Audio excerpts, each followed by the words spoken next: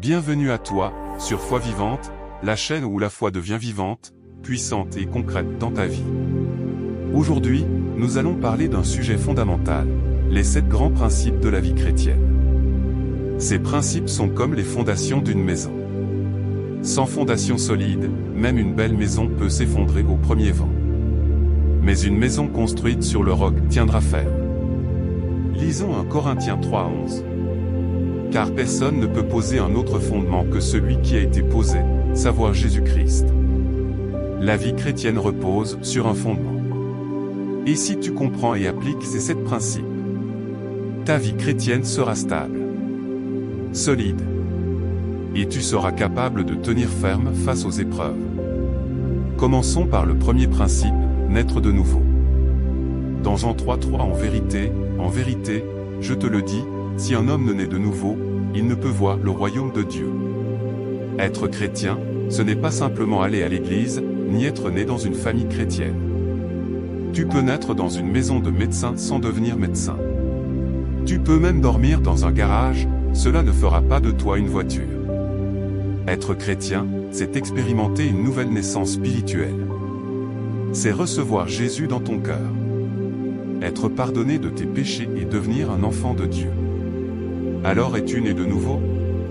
Pas, est-ce que tu connais l'Église? Mais, est-ce que tu as rencontré Jésus? Deuxième principe, poser des fondations solides. Hébreux 6:1-2 parle des doctrines de base. La repentance, la foi, le baptême, l'imposition des mains, la résurrection des morts, le jugement éternel. Beaucoup de chrétiens veulent voler très haut sans avoir de base solide. Mais un gratte-ciel ne peut pas être bâti sur du sable. Si tu veux que ta maison tienne dans une tempête, tu dois creuser profondément avant de construire.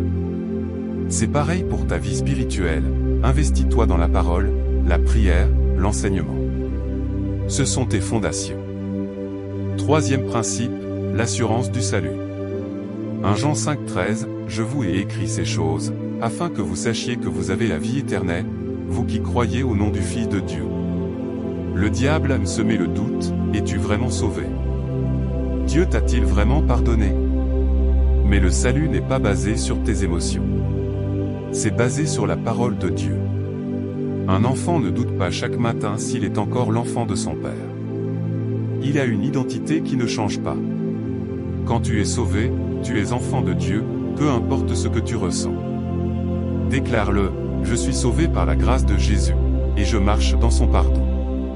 Quatrième principe, la vie avec le Saint-Esprit. Romains 8:9 dit, si quelqu'un n'a pas l'Esprit de Christ, il ne lui appartient pas. Le Saint-Esprit n'est pas une force mystérieuse. Il est une personne, le consolateur, celui qui nous guide dans toute la vérité. Sans électricité, une lampe reste éteinte. De même, sans le Saint-Esprit, nous restons spirituellement sans lumière. Tu as besoin du Saint-Esprit chaque jour, non seulement pour prier, mais aussi pour faire des choix, pour comprendre la parole, et pour vivre dans la sainteté. Cinquième principe, grandir spirituellement. 1 Pierre 2:2 nous dit, désirez, comme des enfants nouveau-nés, le lait spirituel et pur, afin que par lui vous croissiez pour le salut. Après la naissance vient la croissance. Un bébé qui reste bébé à 10 ans inquiète ses parents.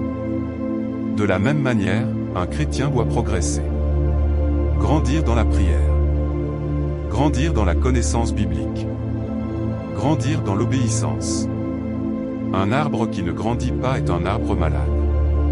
Chaque jour, cherche à progresser. Lis ta Bible, prie, mets en pratique la parole.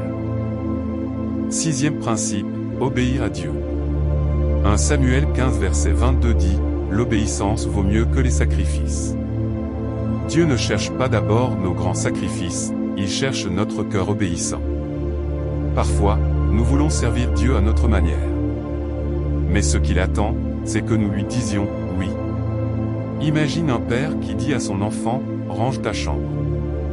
L'enfant répond « Papa, je t'aime tellement. J'ai dessiné un beau tableau pour toi. » Mais la chambre reste en désordre. Le père voulait l'obéissance, pas un cadeau.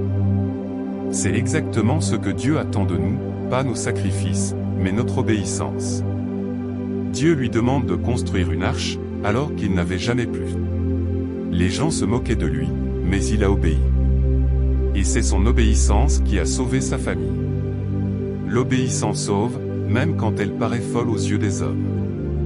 Quand ton GPS dit « tourne à gauche », si tu continues tout droit, tu vas te perdre. Même si tu conduis une belle voiture ou que tu chantes en conduisant, tu restes hors de la route. La voix du Saint-Esprit est comme un GPS, si tu n'obéis pas, tu n'arriveras jamais à destination. L'obéissance attire la bénédiction. La désobéissance attire la ruine. Choisis d'obéir, même quand c'est difficile. 7e principe, persévérer jusqu'à la fin. Matthieu 24:13 dit, « Celui qui persévérera jusqu'à la fin sera sauvé. » Un sprinter donne toute son énergie en quelques secondes, mais il ne tient pas longtemps. Le marathonien, lui, avance pas à pas, avec endurance. La vie chrétienne ressemble au marathon, ce n'est pas la vitesse au départ qui compte, mais la constance jusqu'au bout. Imagine un étudiant qui étudie pendant 3 ans et 11 mois à l'université, mais qui abandonne quelques semaines avant les examens finaux. Tout son travail tombe à l'eau, beaucoup de chrétiens commencent bien, mais se découragent avant la ligne d'arrivée. Jacques chapitre 5 le verset 7 dit, « Voyez le cultivateur, il attend le précieux fruit de la terre. » Le fermier ne voit pas tout de suite les résultats après avoir semé. Mais il continue d'arroser, de désherber, d'espérer. Toi aussi, même si tu ne vois pas encore le fruit, continue à semer dans la foi. Job a perdu ses biens, sa famille, sa santé, mais il a persévéré dans sa foi. Je sais que mon Rédempteur est vivant. Job 19, verset 25. Et Dieu lui a redonné le double de tout ce qu'il avait perdu.